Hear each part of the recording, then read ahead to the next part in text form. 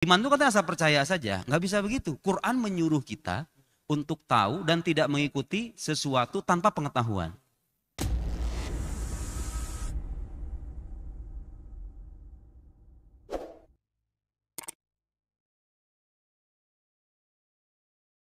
Baik, Bismillahirrahmanirrahim. Assalamualaikum warahmatullahi wabarakatuh. Alhamdulillah, wassalatu wassalamu ala rasulillah wa ala alihi wa sahbihi wa mawalah. Alhamdulillahi ala silatihi, thumma salamullahi ma'a salatihi, ala nabiyyin ja'abit tauhidi, wa qat'arad dinu anit tauhidi. Asyhadu an la ilaha illallah wahdahu la syarikalah, wa asyhadu anna muhammadan abduhu wa rasuluh. Allahumma salli ala sayyidina Muhammad wa ala ali sayyidina Muhammad kama sallaita ala sayyidina Ibrahim wa ala ali sayyidina Ibrahim innaka Hamidum Majid. Rabbi shrah li sadri wa yassir li amri wahlul 'uqdatam min lisani yafqahu qawli. Alhamdulillah, rekan-rekan sekalian yang berbahagia, sore ini Masjid Kampus UGM dan Jamaah Salahuddin kedatangan tamu istimewa yang datang jauh-jauh ke Yogyakarta pertama kalinya ini ya. Ustadz Muhammad Nuruddin datang ke Yogyakarta dan pertama kalinya mengisi di Jogja adalah mengisi di Masjid Kampus UGM. Masya Allah. Terima kasih sekali Ustadz Nuruddin atas kehadirannya. Baik rekan-rekan, mungkin pertama-tama saya mengucapkan terima kasih rekan-rekan sudah datang dengan penuh semangat begitu ya.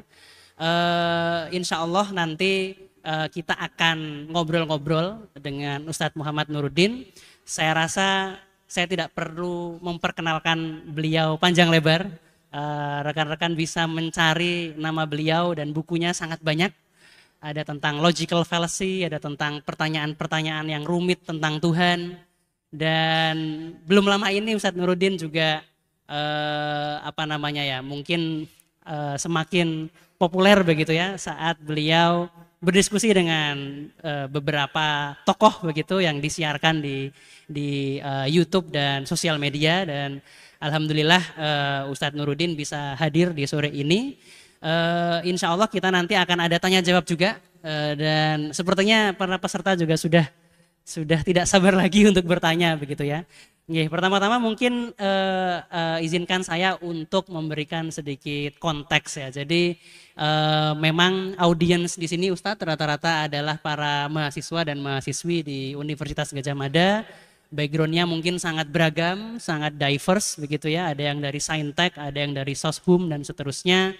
Dan mungkin tidak sedikit begitu ya teman-teman di sini yang punya pertanyaan tentang keimanan, punya pertanyaan tentang ketuhanan, punya pertanyaan tentang gimana sih kita menghubungkan apa yang kita pelajari di siang hari gitu ya di kampus dengan apa yang kita pelajari misalnya di malam hari di pondok, di musola dan seterusnya.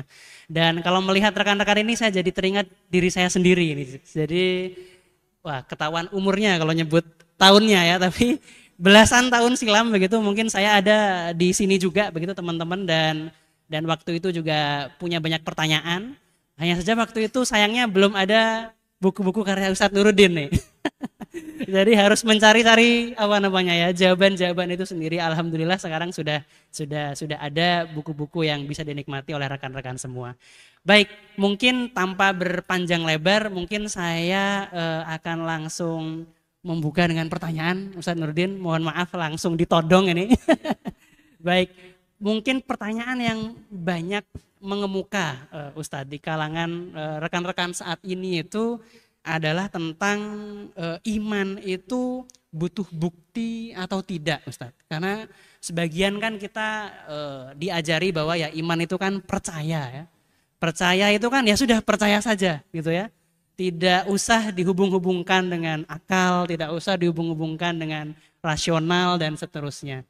Seperti apa Ustadz Nuruddin iman itu yang tepat? Bismillahirrahmanirrahim. Assalamualaikum warahmatullahi wabarakatuh. Alhamdulillah wassalatu wassalam ala rasulillah wa ala alihi wa sahbihi wa man walah wa taba'a hudah wa ba'd. Pertama sebelum saya jawab, saya ucapkan terima kasih terlebih dulu untuk para mahasiswa UGM yang sudah punya inisiatif untuk mengadakan acara ini. Secara khusus juga saya ucapkan terima kasih Dan sejujurnya saya sangat gembira ketemu sama beliau ini. Jadi saudara yang barangkali sebagian barangkali belum tahu, beliau ini punya buku yang mensyarah Ummul Barahin. Jadi malu nih Ustaz. Saya juga alhamdulillah punya buku yang mensyarah Ummul Barahin. Jadi kita ini sama-sama bermazhab Sanusi ya. Alhamdulillah saya sangat gembira dan terus terang ini pertama kalinya saya ke Jogja seumur hidup. Di selama 30 tahun saya hidup di muka bumi ini pertama kali. Dan yang pertama kali saya jumpai adalah kampus, salah satu kampus terbaik di negeri ini. Jadi terima kasih banyak atas sambutan dan kesempatan yang diberikan. Sebelum saya menjawab pertanyaan tadi Mas, ada satu kisah. Sampean follow IG saya enggak? Nggih, follow Ustaz. Saya belum follow, saya follow dulu ya di hadapan orangnya langsung. Takutnya belum follow. Sampai pada follow IG saya enggak? Saya mau cerita, sebagian ceritanya udah saya share di IG saya. Ya, barangkali kan enggak ya? Tapi nama IG-nya apa Mas? Ahmad Ataka Ustaz. Ataka. Nggih. Ini orang keren ini. Sampai yang jadi mahasiswanya harusnya merasa beruntung. Ahmad Ataka. Berkahnya jadi moderator langsung di follow sama Ustaz Iya, Nurdin. gitu. Tadi kalau nomor saya udah minta di belakang. IG-nya belum. Ataka. Oh ini nih. Yang pakai Tuh. peci Ustaz. Follow. Iya, Dah, siap. resmi ya. Saling follow memfollow. Jadi yang saya kagum dari beliau ini di samping seorang saintis beneran gitu ya. Juga saya baca bukunya, dia punya pemahaman yang sangat baik tentang akidah Islam. Yang sering saya jumpai di medsos itu kalau ada orang terlalu mendalami dunia sains gitu ya, apalagi terpengaruh dengan epistemologi barat, kadang-kadang bicara hal-hal yang kurang ajar terhadap agama. Kalau beliau kebalikannya. Jadi kalau kita nih, kalau saya kan gak ada background sains sama sekali. Kalau bicara sains, orang tuh gak pada percaya.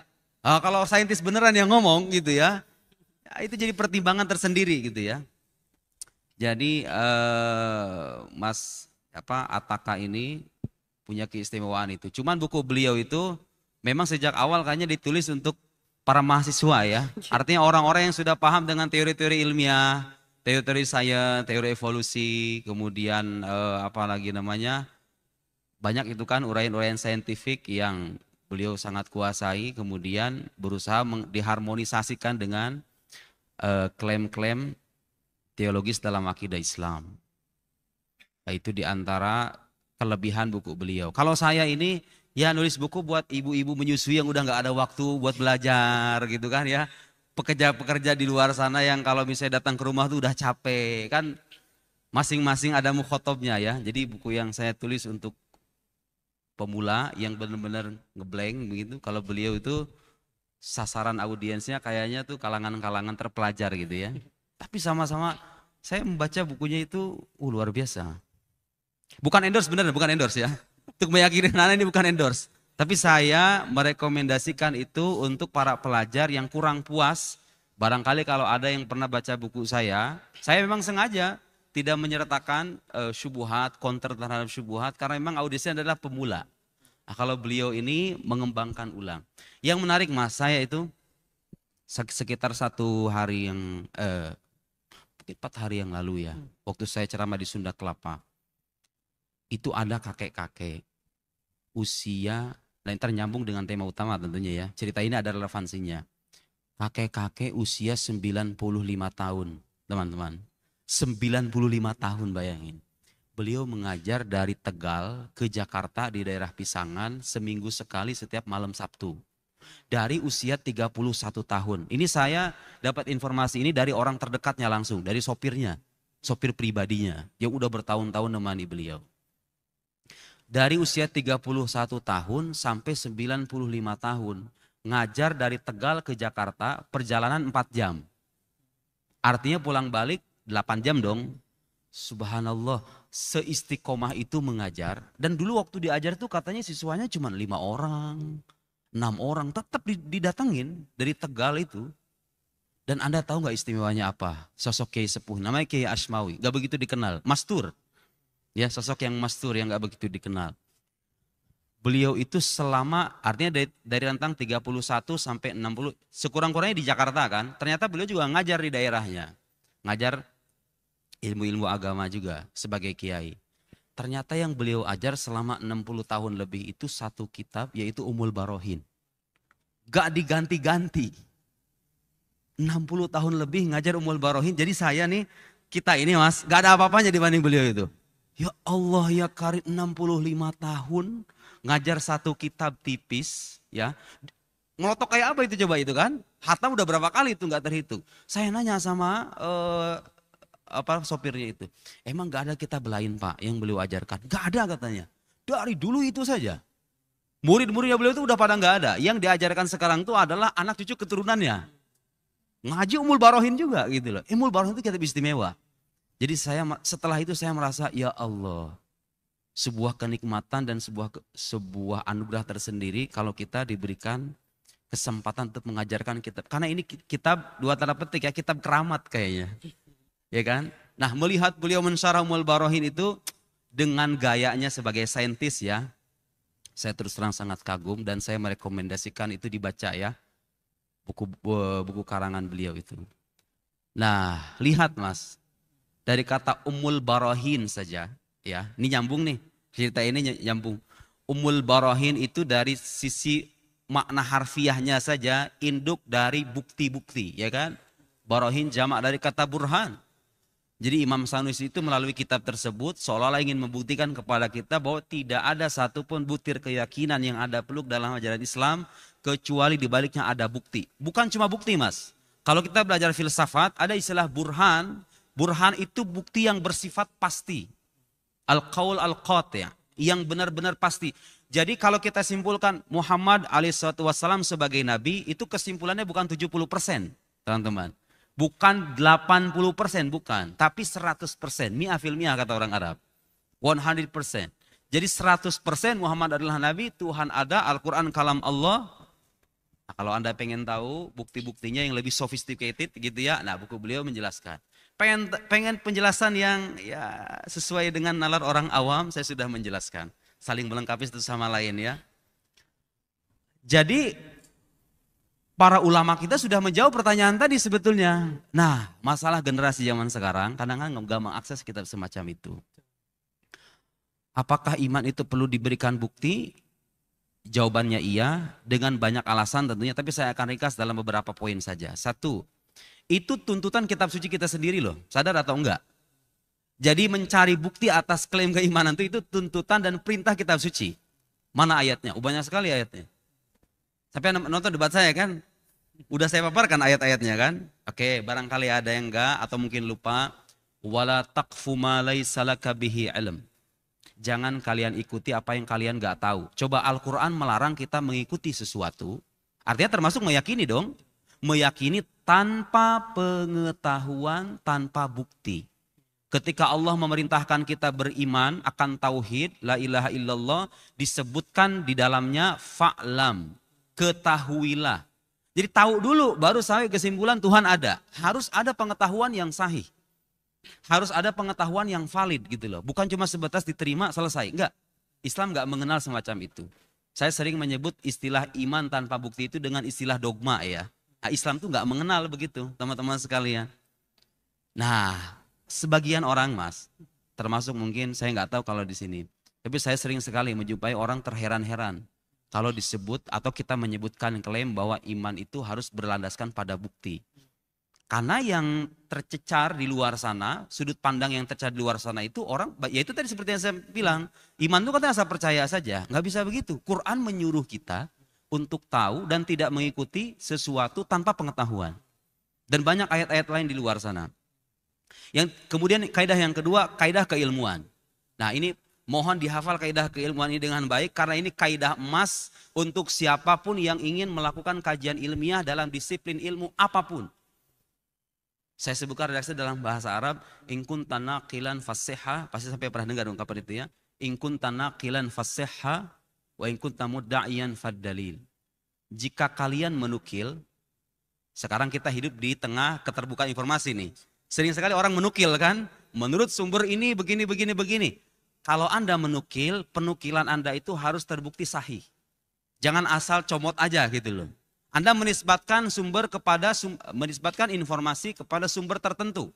Itu harus terbukti valid. Penisbatan itu harus terbukti benar-benar sahih. Misalnya kita mengatakan Rasulullah Shallallahu Alaihi Wasallam bersabda, benar nggak itu? Nabi bilang begitu. Dan Islam punya alat, punya metode keilmuan untuk memverifikasi itu. Sabda Nabinya bisa dicek, firman Tuhannya pun bisa diverifikasi. Nah itu kaidah keilmuan. Kalau menyangkut teks, kalau menyangkut wahyu. Nah ini nyambung nanti dengan pertanyaan gimana caranya kita menakar kesahihan sebuah agama. Ya dengan kaidah ini. Kalau agama itu menyertakan sebuah teks yang diklaim dari Tuhan, harus bisa dibuktikan itu dari Tuhan beneran. Ya tapi gimana kan Tuhan yang gak kelihatan? Ya emang Tuhan gak kelihatan. Tapi kan rasio kita bisa membuktikan itu gitu loh. Jadi kalau hal-hal yang berkaitan dengan metafisika, teman-teman sekalian, kita bisa melibatkan hukum metafisika juga, hukum logika. Ya, hal-hal yang bersifat indrawi, beliau seorang saintis bergelut dengan dunia sains, pengamatan observasi empiris, gitu kan. Tapi kalau objeknya non empiris, non indrawi, maka kita pun harus menggunakan metode yang non indrawi. Dalam hal ini logika ya. Jadi kalau agama itu menyertakan sebuah teks, maka dia harus dibuktikan kesahihannya, validasinya. Nah, yang kedua bunyinya apa? Wa in kunta mudda'iyan faddalil. Kalau Anda mengklaim apa saja? Dalam agama kita mengklaim Tuhan ada, Muhammad adalah Nabi, Quran ada surga, ada neraka, dan semacamnya. Selama Anda mengklaim, klaim itu harus bisa dibuktikan dengan argumentasi, dengan dalil. Nah ini kaidah universal sebetulnya. Anda mau belajar apapun, mau itu dalam dunia agama, kita mendengar ungkapan Muhammad adalah Nabi. Ini ungkapan bisa jadi benar, bisa jadi salah, betul nggak? Untuk mengatakan ini benar, ini salah, dan landasannya bukan keimanan. Tapi argumentasi itu sendiri gitu loh. Dan argumentasi itu harus bersifat universal dalam arti bisa diuji bersama. Nah bagaimana caranya? Ya kita harus merujuk pada fakta-fakta. Merujuk pada fakta-fakta bukan hanya sebatas dogma dan klaim subjektif saja. Jadi nggak cukup iman itu hanya melandaskan pada penerimaan subjektif.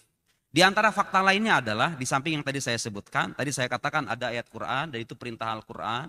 Kalau ada kaidah keilmuan yang tidak kalah penting itu apa? Para ulama itu berselisih mas, sampai pasti tahu kan? Imannya orang bertaklid itu sah atau enggak? Kalau iman itu hanya sebatas percaya aja, yang ngapain diperdebatkan, betul enggak? Ya sudah selesai semuanya sah gitu loh. Imam Sanusi itu termasuk dalam salah satu karangannya mempersoalkan imannya muqallid, imannya orang yang bertaklid itu. Kenapa itu imannya kalau sampean bertaklid, saya mengikuti akidah Nabi Muhammad adalah Nabi karena kata guru saya. Kenapa itu dipersoalkan? Karena iman itu tidak berlandaskan pada pengetahuan. Jadi iman itu harus berlandaskan pada bukti, pengetahuan terhadap bukti. Dan yang tidak kalah penting mas, kalau iman itu tidak berlandaskan pada bukti, pada akhirnya sampean tidak akan pernah bisa mengukur sahih atau tidaknya sebuah agama, benar nggak? Nggak akan punya tolok ukur gitu loh. Ini agama benar, agama salah itu gimana cara mengukurnya? Ya nggak? Nggak ada standarnya. Penyembah berhala, penyembah patung, penyembah sapi, nggak akan bisa. Anda nggak bisa mengatakan dia salah. Atas dasar apa Anda mengatakan kalau misalnya ini penyembah ini salah? Harus ada argumen kan? Ketika Anda mengatakan ini salah, ini benar, harus ada argumen yang tersaji. Jadi dengan fakta-fakta itu, maka kita bisa dengan penuh yakin mengatakan bahwa memang Islam itu tidak mengenal dogma, karena fakta-faktanya, bukti-buktinya sudah banyak dipaparkan oleh para sarjana muslim. Nah, tugas kita adalah mempelajari itu. Nah, kita ini ya sebagai pelajar muslim ya, saya dengan beliau hanya berusaha untuk memaparkan kepada publik ini loh. Nah, kita sadar betul kan ada kritik. Saya baca bukunya beliau ini menyertakan kemungkinan kritik yang akan muncul, ya enggak? Okay. Semua udah ada jawabannya. Kritik-kritik semua udah jawabannya. Bahasa kasarnya udah basi gitu loh. Kita tuh udah bosan dengan kritik semacam itu. Ya, beliau sendiri memaparkan pertanyaan-pertanyaan kritis seputar keimanan itu. Di antaranya yang terbaru itu saya dengar orang bilang begini. Oke, iman itu emang ada buktinya. Tapi bukti itu sifatnya bahasa. Jadi gini, itu diimani dulu katanya. Bukti itu nyusul belakangan. Kayak diakal-akalin aja gitu loh. Sampean kan percaya Tuhan ada, percaya Muhammad Nabi itu setelah Anda beriman dulu. Bukti itu menyusul belakangan gitu loh. Kayak dicari-cari justifikasi, diakal-akalin. Jadi dia pengen bilang bahwa bukti-bukti yang tersaji itu hanya produk akal-akalan kaum muslim aja. Untuk mencari-cari pembenaran atas klaim keimanan yang sudah diamini terlebih dulu gitu kan. Ada bisa jawab nggak? Ada bisa jawab, saya kasih buku beneran. Monggo silahkan. Biar kita ada interaksi, biar hidup seru. gitu ya, biar ada diskusi. Kan mahasiswa kan, saya tidak sedang berceramah di hadapan jemaah usia lansia ya. Ini anak-anak muda semuanya. Biasanya mahasiswa UGM itu agak malu-malu Ustaz. Nggak bisa begitu. Harus tuh. saya panggil di daftar absensi ini biasanya. Nah. Oh itu ada yang mau jawab. Ada ya? Silahkan. Silakan bisa boleh, maju boleh. Mas. Okay. Boleh. Ada buku saya itu orang penerbit datang, nanti yang mau buku bisa langsung ke depan. Ada panitianya nggak? Santai saya hadiahin beliau buku. Nggak ada ya panitianya ya? Di sini boleh di depan. Gimana tuh Mas untuk menjawab keraguan sebagian orang kayak begitu? Untuk orang seperti itu ya, kalau untuk saya pribadi, saya itu sempat sempat berpikir sendiri gitu kan, bagaimana cara meyakinkan orang terhadap mungkin metode-metode atau mungkin logika-logika yang ada yang dalam Islam. Nah, yang saya pikirkan itu adalah berbicara dengan mereka pada awalnya tanpa menggunakan unsur agama, karena umumnya orang kalau udah dipaparkan yang namanya agama duluan, mereka mungkin sudah tutup hati, mungkin nggak mau dengerin karena oh ini agama, ini pasti dari keyakinannya dia nih, mungkin udah tutup telinga di situ ya. Nah, yang saya pikirkan di sini adalah dengan menjabarkan menggunakan bahasa logika, karena mau nggak mau kan logika itu adalah bahasa yang universal yang Bagus. orang itu pasti terima gitu ya. Bagus. Ada aktual, faktual dan kritis gitu. Jadi orang udah terima-terima aja. Mungkin kita berikan sebuah metode atau sesuatu yang sudah terbukti secara logika, yang mungkin juga sudah ada di dalam Islam, ada di Al-Quran, ada hadisnya. Dan ketika seseorang sudah menerima itu, oh iya masuk akal, benar. Nah setelah itu kemudian mungkin orang itu pada akhirnya akan menyadari atau mungkin kita kasih tahu ini tuh sebenarnya sudah ada di Islam. Jadi kita kasih tahu tentang agamanya itu belakangan. Iya. Jadi orang kayak oh ternyata di Islam sudah ada. Betul. Dengan begitu mereka akan meyakini gitu loh. Betul. Oh Islamnya benar dong. Betul. Boleh kasih tepuk tangan buat beliau? Subhanallah. Nanti temui saya habis acara, saya kasih buku ya. Buku apa yang belum punya? Udah punya buku saya belum? Belum sama sekali. Saya kasih buku nanti. Oke. Jadi begini, boleh saya jawab ya. Karena ini cukup sering saya jumpai. Jadi mereka menganggap bahwa oke, kita terima memang ada punya bukti. Tapi bukti itu sifatnya hanya diakal-akali setelah Anda mengimani gitu loh.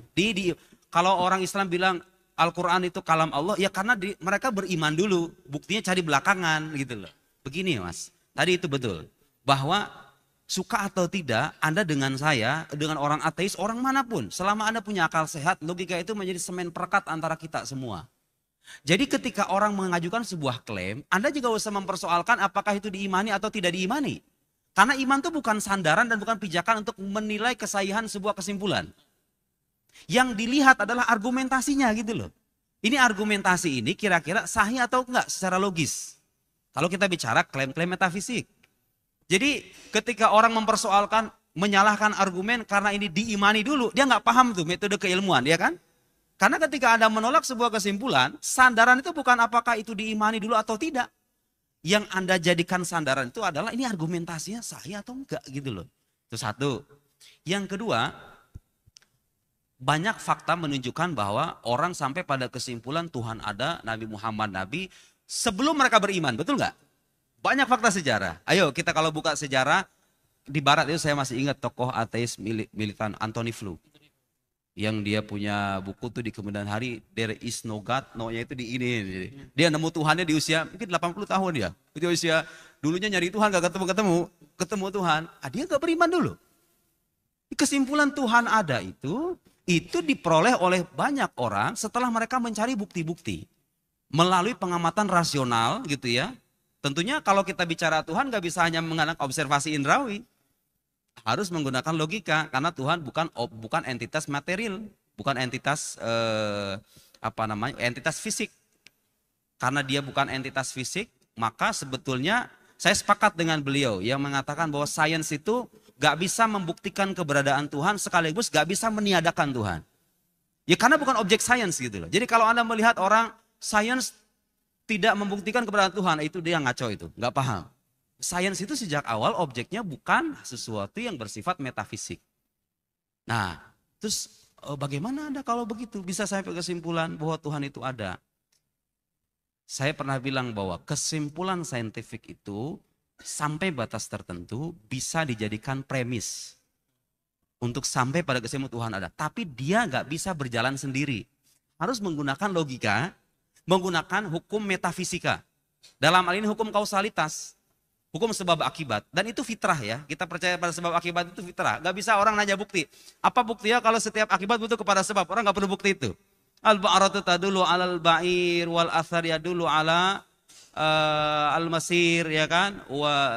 Sama Dhat abraj wa ardu dhati fujad ala yadul alal azizil khabir la tur alal azizil khabir, itu kan ungkapan orang Baduy itu. Jadi beliau juga menyebutkan dalam bukunya. Jadi kalau kita melihat ada jejak, ya pasti ada orang yang berjalan dong. Ada kotoran onta, ya ada ontanya gitu loh. Anda melihat ontanya atau enggak? Kalau ada kotoran, ya itu ada ontanya. Tanpa Anda melihat gitu. Itu contoh-contoh pembuktian yang sifatnya universal. Karena kausalitas itu, saudara-saudara sekalian, mengikat kita semua. Bahkan saya sering bilang, orang kalau nggak percaya kausalitas, itu pasti pada akhirnya akan dipaksa untuk percaya pada kausalitas. Karena kan begini, kalau dia mengatakan, bagi saya tidak ada kausalitas. Oke, Anda punya argumen kan? Dan ketika Anda menyusun argumen sampai pada kesimpulan kausalitas tidak ilmiah misalnya. Berarti Anda sadar betul bahwa argumen Anda menjadi penyebab bagi lahirnya kesimpulan. Bukankah itu kausalitas juga pada akhirnya? Sebagai bukti ini hukum fitrah gitu loh. Nah, hukum yang sifatnya aksiomatik. Yang nggak bisa kita ingkari. Nah, kita sampai pada kesimpulan Tuhan ada itu dengan penalaran semacam itu. Jadi jangan mempersoalkan bukti-bukti para teolog itu dengan alasan itu diimani dulu. Karena faktanya banyak orang-orang, para sahabat apalagi. Ada Salman Al-Farisi yang mencari bukti kenabian itu dengan pencarian, Anda baca sejarahnya Salman Al-Farisi. Ada Umar ibn Khattab, ada Khalid ibn Walid, ada Amr bin As. Mereka itu sampai pada kesimpulan Muhammad Nabi setelah mereka melihat bukti gitu loh. Jadi itu yang perlu kita catat. Kemudian yang tidak kalah penting saya tekankan apa? Sebetulnya saudara-saudara, gak jadi masalah Anda mengimani sesuatu sebelum Anda membuktikan itu. Selama buktinya sahih secara keilmuan. Iya dong. Sekarang saya sebagai muslim mas, sampean juga mungkin. Waktu kecil kita diajarkan memang. Jadi sebelum saya ngarang buku Ummul Barohin, sebelum sampean ngarang Ummul Barohin, pastinya sampai diajarkan sama orang tua dulu kan. Allah itu ada, Muhammad itu Nabi. Tapi ingat bahwa iman ini pada akhirnya ketika ingin diuji secara keilmuan, gak bisa Anda jadikan sandaran. Dan gak jadi masalah Anda beriman dulu juga. Yang penting ketika Anda menyajikan argumen, jangan sifatnya itu mengakal-ngakali kemudian menutupi fakta yang bisa meruntuhkan argumen Anda. Anda harus fair, bersikap adil, bersikap objektif, membuka kemungkinan salah benar. Ayo kita uji bersama-sama. Jadi walhasil iman yang tertanam sebelum Anda membuktikan itu bukan persoalan serius selama bukti yang Anda paparkan itu bisa dipertanggungjawabkan kesahihannya secara ilmiah. Gitu ya. Walhasil iman tanpa bukti itu gak dikenal dalam agama kita, mungkin dikenal dalam agama lain. Dan memang yang saya tahu begitu. Nah masalahnya orang sekarang membaca agama dengan perspektif agama-agama itu. Karena memang dalam agama lain, coba boleh Anda cek ya. Ya Anda mungkin yang belajar, mungkin ada ini mahasiswa UIN, belajar studi agama, boleh dicek ada nggak konsep keimanan dalam agama lain yang bunyinya itu seperti ini. Karena kalau kita tanya apa itu iman, dalam penjelasan para sarjana muslim, jawaban mereka itu apa? Al-iman atau akidah i'tiqad jazim mutabiq lil waqi' nasyi'an dalil. Keyakinan yang bersifat pasti. Iman tuh nggak boleh hanya 80, 89, harus 100, harus pasti. Jadi kalau Anda mengatakan Muhammad Nabi berapa persen? 76%.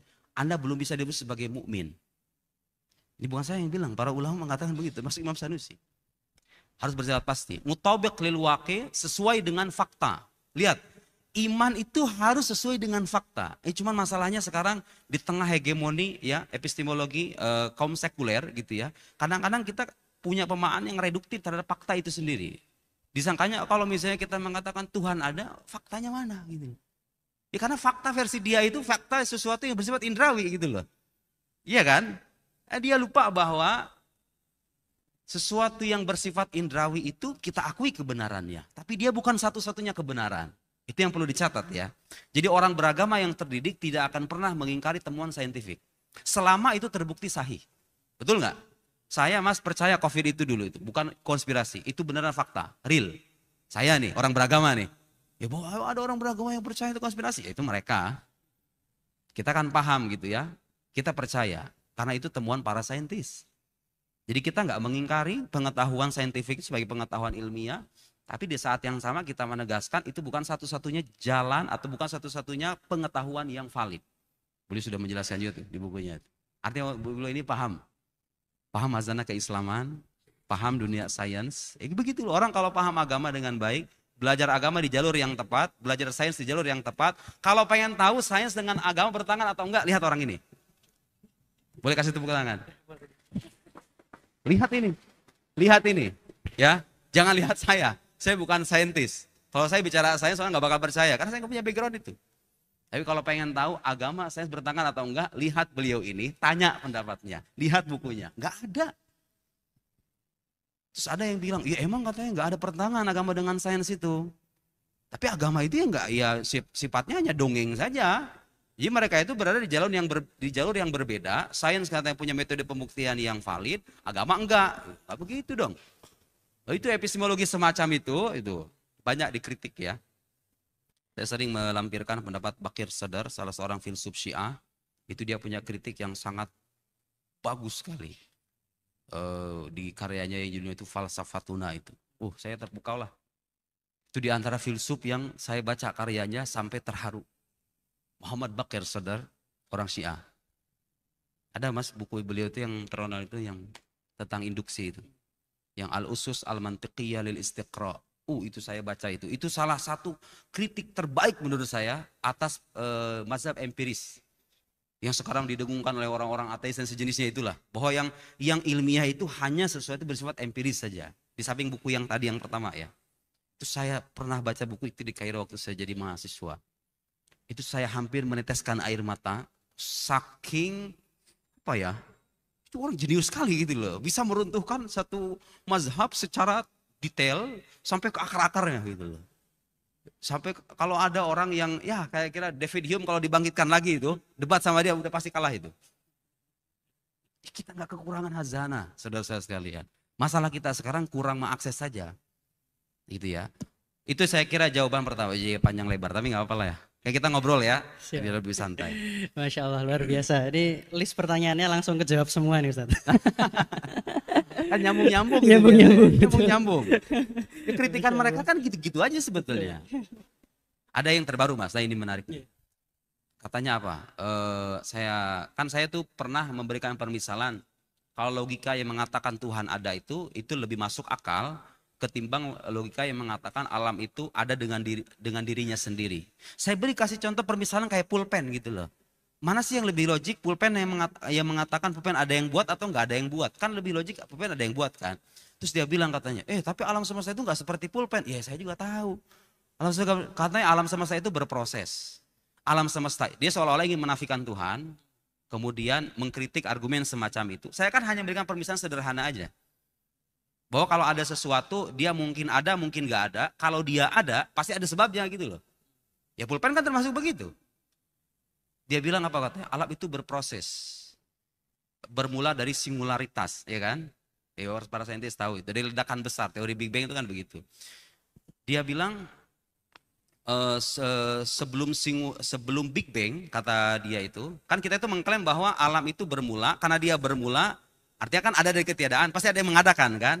Nah yang perlu Anda catat, kesimpulan yang mengatakan setiap sesuatu yang ada dari ketiadaan ada yang mengadakan itu bukan penalaran saintifik. Itu penalaran rasional. Sains bisa membuktikan bahwa alam itu ada permulaannya. Tapi untuk sampai pada kesimpulan ada yang mengadakan alam, itu bukan penalaran khas seorang saintis. Itu penalaran seorang filsuf gitu loh. Karena itu hukum filsafat. Hukum kausalitas yang mengatakan setiap sesuatu yang ada di ketiadaan itu pasti ada yang mengadakan. Nah dia bilang katanya, sebelum Big Bang itu hanya ada singularitas. Jadi alam itu berproses dari sebuah titik yang sangat panas, kemudian terjadi ledakan besar, ya begitu. Seperti halnya proses alamiah yang sering kita jumpai, seperti turunnya hujan dan lain-lain. Nah dia lupa dengan satu pertanyaan, yang gak akan bisa dia jawab dengan sains. Oke, singularitas itu apa sebab dibaliknya? Kita sah bertanya begitu kan? Karena singularitas itu kan sesuatu yang kalau dalam bahasa teolog yang mungkin, yang yastawi wujuduhu wa adamuhu. Mastawa tarafa wujudan wa adaman. Yaqbalul adam wa yaqbalul wujud. Dia bisa jadi ada, bisa jadi nggak ada kan? Singularitas itu.